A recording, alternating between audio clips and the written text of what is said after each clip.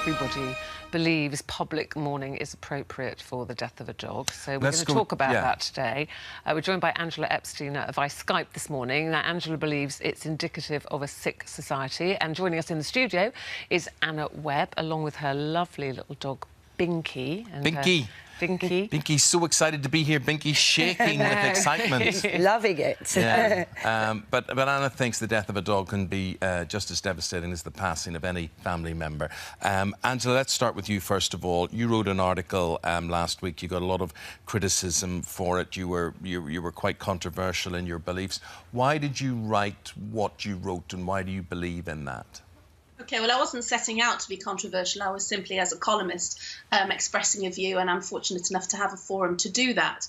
Let me just preface what I'm going to say by just making clear that I completely understand why people feel very connected to their pets. We used to have cats. My sister's got a gorgeous dog. I understand the affection, the companionship, all the things that go with having a pet. I am not denying any of those things, contrary to what the huge outpouring that I've had from social media has suggested.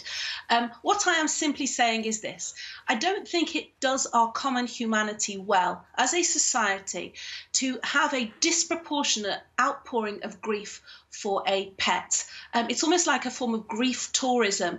I completely understand Mark's moving tribute to his dog, and I'm sure the dog was very loyal to him and contributed a great deal to his life.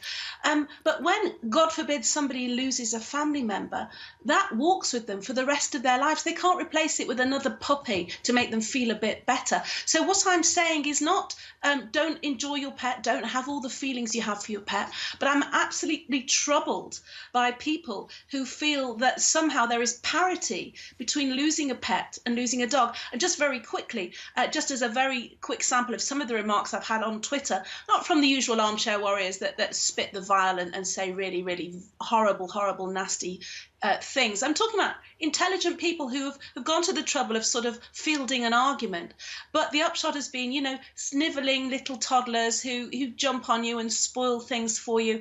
They can't possibly be compared with a companion like a pet who's there for you and loves you unconditionally. Well, of course a dog loves you unconditionally. You provide its shelter, you provide its warmth, you provide comfort for it. You know, when you've been out all day and it's been left by itself, of course you're going to get a fabulous response when you come in from the office. You do that for kids as well. You don't always get a fabulous response. Anna, what do you say?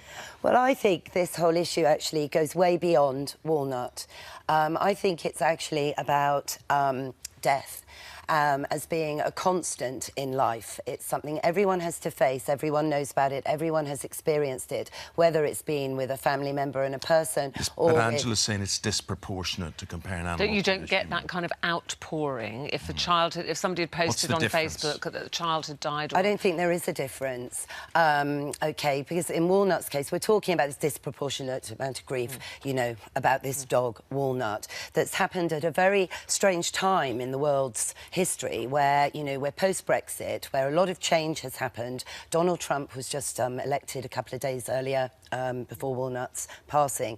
A lot of change has happened. People don't react well to change and uncertainty. So in a time like that, people look at constants to seek a familiarity.